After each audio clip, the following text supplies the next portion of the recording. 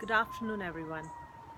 Today I'm going to be touching upon a topic of astrology, which is to do with a very basic lesson in astrology, which is what are the 12 houses of astrology? What do they represent? So a traditional Vedic chart has 12 houses in it, which represent 12 aspects of our life. So the first house is you, the self, the personality, the persona that is seen by people, the way they know you, what you look like, all of that is the first house. And what you think, everything about you, the mind and the physical body is the first house. The second house is your family, is the food you eat, the income that you bring in, and everything related to the mouth area, the intake of things. So your income, your wealth is also seen from the second house. Second house is also a wealth house. Now the third house is your self-effort, is the courage that you have, is communication, is short distance travel, all of these things. Is also your siblings, especially younger siblings. The third house represents that. So people who have a strong third house are those who usually are entrepreneurs, are people who start their own businesses, they put in their own self-effort for their own good. They don't usually, certain planets, if they're there, they are seen as people who are entrepreneurs and who work for themselves, not for others. Then we come to the fourth house. So the fourth house is your home, is your physical home, your homeland, and your mother, a place where you find peace of mind, calm. That is the fourth house. Usually everybody finds their peace of mind at home. That is where your sanctuary is. So it is your sanctuary. The fourth house is your sanctuary, from where you get yourself recharged. Then the fifth house. The fifth house is your children, is your ability to take risk in life, and stockbrokers, people who are in professions where they're middlemen, and even artists. Artists are seen from the fifth house. It also shows your children. It shows wealth as well. Fifth house is also a wealth house, and fifth house is also the house of Purya Punya Bhava, which is what is the good karma that you bring in from your past lives. That is also what the fifth house represents. And fifth house is also education, your college level education. Also, incidentally, the fourth house is also represents education, which is at a middle school level. So then we come to the sixth house. The sixth house is the service that you provide to others, and it represents the loans that you take from others, from the bank, mortgages, all of that. Also, it represents enemies, and it also represents health, the sixth house. Then the seventh house is usually the spouse, significant others, all others actually, everybody. So the seventh house is the mirror of the first house. So the first house is the self, it's you, and the seventh house is everyone else. So which is the person you deal with maximum besides your own self is your spouse. So it represents the spouse, and everybody else, the public at large, is also the seventh house. So people who have a strong seventh house are also people who are seen to be a lot in public life, like politicians, actors, and people who have great amount of interaction with the public. Then we come to the eighth house. So the eighth house is related to things which are hidden underneath, things which are mysterious. So people who are interested in the occult, in studying the mysteries of life, in doing a lot of research, is also seen from this eighth house. So researchers, occult scientists, astrologers are seen from the 8th house because they go underneath, they go beneath what is evident and try to unravel things from underneath. And also it signifies death. 8th house is also death, which is the death of the physical body. And now we go to the 9th house.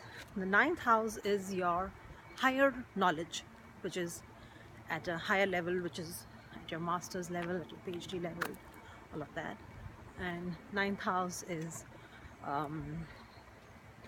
9th house is also your higher spiritual development, and it is also related to the knowledge, the guidance that you get from your father and your gurus. So the parents are considered to be the first gurus of a child, and anybody who has a guru, a spiritual guru, can be seen from the 9th house. So then we move to the 10th house. The 10th house is I'm going to just take a circle around here. Walk against the sun, rather. So the 10th house is the house of image in the outside world. What is the image that you carry in the outside world? What do people see you as? And it is also one of the career houses. Incidentally, 6th house, 2nd house and 10th house are all career houses, including 3rd house also. So I'll go into that later. So the 10th house is your image.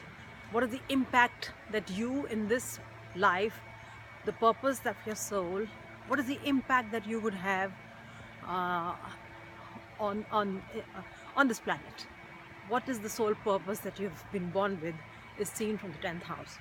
So most of us, we achieve our sole purpose through our careers.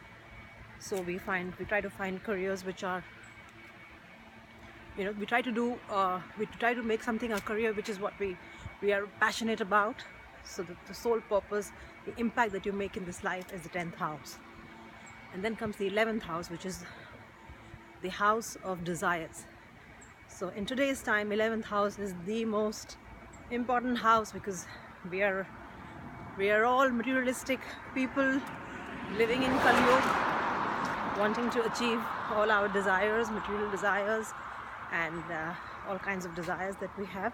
So all kinds of desires, it depends on you what kind of desire you have. If it's material, you'll get those material desires. If it's spiritual or personal growth and things like that, then you'll achieve those desires. If somebody wants to study, somebody wants to do something else, depends on the goals that you set for yourself. And the 11th house is all your desires. It is also your larger social circle, your friends, your social circle, and also your elder siblings. The 11th house is also the elder siblings. And finally we come to the 12th house. The 12th house is the house of your spiritual development, the subconscious mind. It also represents past life karma. It shows what kind of karmic burden, karmic tendencies you are born with. And it is also a house of losses. It is the subconscious mind, and at a higher level, it is spiritual development and also signifies moksha. Whether you are likely to be free yourself from this cycle of birth and death is also seen from the 12th house. So in astrology, all these 12 houses are very important. And in fact, on a day-to-day basis, we should all be focusing on all these aspects of our life and spend little time on each of these, which is to focus on yourself, to focus on earning income, on the food you intake, on putting in the self-effort, looking after your mother, your homeland, your peace, which is your sanctuary, the kids. 5th house, 6th house is your service and enemies and loans, and 7th house is the spouse and others and partners, also business partners. 8th house is is researching meaning of life and things like that. And you know, eventually everybody has to die, so what is it that you want to do before you die? And the 9th house is your higher spiritual growth, your gurus. 10th house is the ultimate image that you have in the world and the career that you choose for yourself. The 11th house is your social circle and your desires, and the 12th house is your house of moksha, subconscious mind, developing the subconscious mind and all of that. So all these aspects of life, we should be focusing on all these aspects of life on day-to-day basis. So it's not like, you know, you should just keep focusing on only one aspect and forget the other houses, because then you'll have an imbalanced chart, and those houses which you neglect would then eventually come back to you in a bigger way, and you'll have to deal with them, including, like, for example, the 6th house, which is health. So you have to do stuff, you have to have a good routine, exercise, eat healthy food on a day-to-day basis, otherwise you'll land up with some kind of illness, and we'll have to deal with it later on. So all aspects of your life need to be catered to, and you need to focus on all of these together every day. So this is in a gist, what do the 12 houses of astrology signify, and I'll be sharing more of this stuff later on. I'm panting a bit right now, so please visit my YouTube channel, which is Roshni Enlighten. Oh, you're already on my YouTube channel, so please visit my website, which is www.roshnienlighten.com, and you can also order my book, which is What is Right With You, Test Drive Positive Psychology. It is available on Amazon. And thank you so much for watching. Thank you so much for your time. Thanks for subscribing and for the likes. Thanks a lot. Bye-bye.